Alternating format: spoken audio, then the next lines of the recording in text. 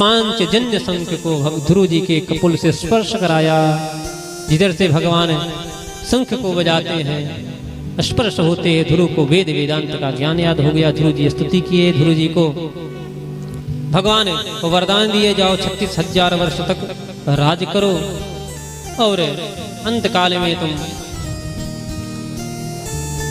मेरे धाम आओगे, लेकिन बीच में तुम्हें भी कुछ कष्ट होगा, तुम्हारी माँ की मृत्यु होगी, तुम्हारा भाई मारा जाएगा।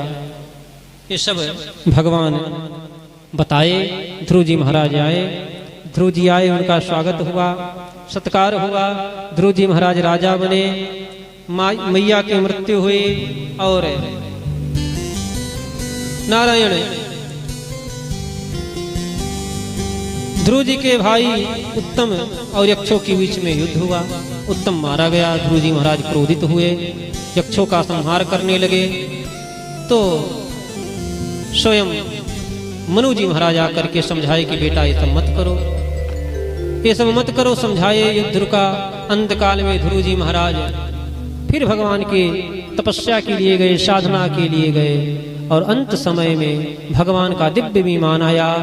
दिव्य विमान आया, ध्रुव जी महाराज उस विमान में बैठने लगे तो मृत्यु देवी बोली, प्रभु हे भक्तराज, ये भूलोक है, ये मृत्यु लोक है, यहाँ जो आता है उसे हमें स्वीकार करना पड़ता है, लेकिन मैं आपको स्पर्श नहीं कर सकती। एक काम करो, मैं बैठ जाती हूँ, आप मेरे सिर पर पैर रख करके और इस दिव्य विमान में विराजमान हो जाओ। ध्रुव जी महाराज ऐसा किए, मृत्यु देवी के सिर पर पैर रख करके विमान में बैठे। जा रहे थे, ध्रुव जी महाराज उदास थे। भगवान के सेवकों ने कहा, भाई क्या बात है, उदास क्यों हो? ध्रुव जी ने कहा, मेरी मैया कहाँ होगी, जिसके कारण मैं आज इस स्थान पर पहुंचा। भगवान के सेवकों ने कहा कि जो सामने विमान जा रहा है, भव्य दिव्य विमान नव्य जा रहा है, जो विशाल है उसमें कोई और नहीं, आपकी मैया है। फिर महाराज आगे जो है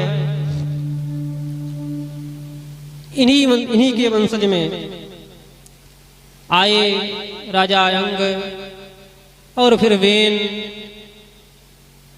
जो बहुत महाराज अधम था, ऋषियों के हुंकार से मरा। राज्य चलाने के लिए ऋषियों ने, महर्षियों ने वेन के अंग का मंथन किया। पृथु जी महाराज आए, निषाद की उत्पत्ति हुई। पृथु जी के स्तुति के लिए सूत की उत्पत्ति हुई। और ये जो महाराज उखड़ खाबड़ सब थे, इस पृथ्वी को समतल किए। पृथु जी के नाम से इसका नाम पृथ्वी पड़ा। ये सब चरित्र जो है सुनाते हैं। और चतुर्थ स्कंध संपन्न होता है, पंचम स्कंध महाराज प्रारंभ होता है। पंचम स्कंध में भरत की कथा आती है। आइए संक्षेप में भरत जी के चरित्र को सुने और तत्पश्चात हम लोग आरती करेंगे, क्योंकि लोग दूर से आते हैं, जाना पड़ता है, ठंडक का महीना है। तो भरत जी, हमारे यहां 3 भरत हुए। कितने? 3 भरत। एक भरत हुए राम जी के भाई, एक भरत हुए जो जिनकी हम कथा सुनने जा रहे हैं, और एक भरत कौन? जो महाराज सिंह से खेला करते थे, शेर से जो खेलते थे। वो हम लोग जब छोटे छोटे थे तो कहानी पढ़ते थे ना, शेर से खेलने वाली कहानी। आप लोगों को याद है? हाँ, याद है कुछ लोगों को। अब तो हो सकता हो ना पढ़ाया जा रहा हो। हाँ, एक भरत वो हुए। हाँ, नारायण जय जय। तो शकुंतला के भरत एक हुए। नारायण, ये जो भरत हैं ये चक्रवर्ती सम्राट थे, अपने पुत्र को राजा बनाए और राज देकर के पुत्र को स्वयं चले गए। कहां? बोले स्वयं चले गए मुक्तिनाथ। हम जो अष्टभू वैकुंठ का वर्णन किए थे, 4 जो उत्तर में है, एक है मुक्तिनाथ। मुक्तिनाथ चले गए। मुक्तिनाथ गए, तपस्या करने लगे, गंडकी के जल में स्नान किए, तपस्या करने लगे। एक दिन महाराज जल में जो थे सूर्य अर्घ दे रहे थे खड़े होकर स्नान करके। एक मादा मृग थी जो गर्भ से थी। अच्छा, ये कथा जो है, ये कथा किन्हें सुनना चाहिए? बुरा ना माने तो बताएं, ये कथा किसके लिए है? अगर आप लोग बुरा ना मानो तो बता दें, और बुरा मानोगे तो क्या करोगे? हाँ, बुरा मानोगे तो क्या करोगे? हम तो अयोध्या चले जाएंगे। मानते रहना बुरा, हाँ बुरा मानते रहना, जो सत्य है उसे तो बोलेंगे भाई। ये कथा जो लोग कुत्ता पाले हैं, कुत्ता को जो गोद में लेकर बैठते हैं, जरूर उन्हें सुनना चाहिए। भरत जी के चरित्र को तो सब लोग सुने, लेकिन कुत्ता वाले जो हैं, कुत्ता प्रेमी, वो विशेष कर सुने, जिन्हें कुत्ता प्रिय है। महाराज गुंडकी में स्नान कर रहे थे, सूर्य अर्घ दे रहे थे। देखे कि एक मादा मृग जो गर्भ से है, प्रसव का काल है, एक सिंह जो है उस मादा मृग जो जल पी रही थी उसका शिकार करना चाहा, तो वो मृग जो थी वो छलांग लगाई पार होने के लिए नदी। तो महाराज गर्भ से थी, बीच में ही वो बच्चे को जन्म दे दी और स्वयं मर गई। अब जीव पर दया करना चाहिए। भरत जी महाराज उस बालक को निकाले, मृग के बच्चे को, और बाहर लाए, उसको पोछे ओछे बढ़िया से। अब बाहर ले आए तो विचार आया कहीं हम इसको यहाँ छोड़ दें और कोई आकर शिकार कर ले, इसका देख रेख करना चाहिए। तो देख रेख करने लगे, नरम नरम घास लावे, दूध लावे, उसको पिलावे, उसको खिलावे। थोड़ा और बड़ा हुआ, अब इनसे भैया वो लग गया, लगाव हो गया। तो ये जब ध्यान करने बैठते तो गोद में आकर बैठ जाता, तो क्रोध भी आता, लेकिन फिर दया भी आती। अभी छोटा है, सुंदर है, बड़ा कोमल है। ऐसे कुत्ते को लेकर के गोद में ऐसे ऐसे सहलाते हैं, उसको खिलाते हैं, बढ़िया शैम्पू से नहलाते हैं। हम तो देखे हैं महाराज, जो भोग कुत्ता भोगता है वो अच्छे लोग नहीं भोग पाते। सेठ जी का बेटा भले ही बोर्डिंग स्कूल में हो, सेठ जी कभी उसके सिर पर हाथ नहीं घुमाते हो, लेकिन कुत्ते को मल शैम्पू से नहलाते हैं। और सबके, अब तो गांव में भी ये प्रथा हो गई, घर में गाय रहे चाहे ना रहे, लेकिन कुत्ते जरूर रहेंगे।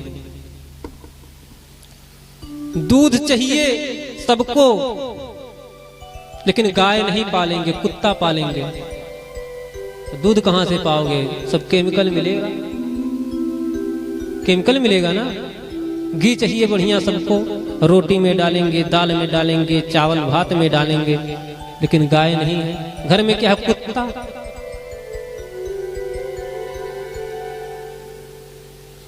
तो महाराज अब तो जन जन की वो कहावत है, एक सब लोग हमारी तरफ कहते हैं कि किनका किनका लेवे ना और कंबल ओढ़े सारा गांव। समझ में आया? किनको किनको कहें। एक शेर है, वैसे हम शेर और ज्यादा बोलते नहीं, लेकिन याद आ गया तो बोलने। सुने थे कहीं कि सरी के जुर्म या यहाँ हर किसी के चेहरे, सरी के जुर्म या यहाँ हर किसी के चेहरे, यहाँ किससे किसका इंसाफ कराया जाए। एक कोर्ट था महाराज, जज साहब बैठे थे और केस चल रहा था, मुकदमा चल रहा था, वकील लड़ रहे थे, दोषी जो कटघरे में था, इधर जो गवाह भी था गवाही दे रहा था। एक संत जा रहे थे तो देखे तो जोर से हंसे। लोगों ने कहा क्यों हंसे? तो संत ने कहा सरी के जुर्म या यहाँ हर किसी के चेहरे हैं, यहाँ किससे किसका इंसाफ कराया जाए। जज भी दोषी है, उसमें भी दोष है, ये वकील जो बहस कर रहा है दोनों दोष है। गवाही जो देने आ रहा है वो ठीक है, वो भी ठीक नहीं है। सरी के जुर्म या यहाँ हर किसी के चेहरे हैं, यहाँ किससे किसका इंसाफ कराया जाए। या तो लोगों को इंसान बनाया जाए, नहीं तो कोई नया भगवान बना रह जाए। भैया उसे कुत्ते से स्नेह हो, नारायण मृग के बच्चे से स्नेह हो गया। अब तो महाराज पूजा पाठ सब भंग हो जाता है। एक दिन महाराज मृगों का झुंड आया और वो बच्चा जो था वो चला गया।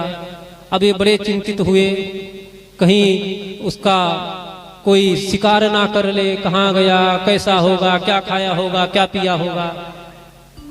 इसी चिंतन में महाराज रहे। इनकी मृत्यु हो गई। मृत्यु हो गई तो अगला जन्म इन्हें किसका मिला? मृग का मिला। अगला जन्म किसका मिला? मृग का मिला। क्यों? क्योंकि इनको वही मृग याद आया, वही मृग याद आया। तो अंत काल में जो याद आएगा हमें वही गति मिलेगी। अब आपको क्या याद आ रहा है? इसलिए व्यक्ति जब मरता है तो लोग कहते हैं कथा सुनाओ, गीता सुनाओ, रामचरितमानस सुनाओ, भागवत सुनाओ, सामने भगवान की फोटो रख दो, शंख रख दो, तुलसी डाल दो, राम राम कानों में कहो।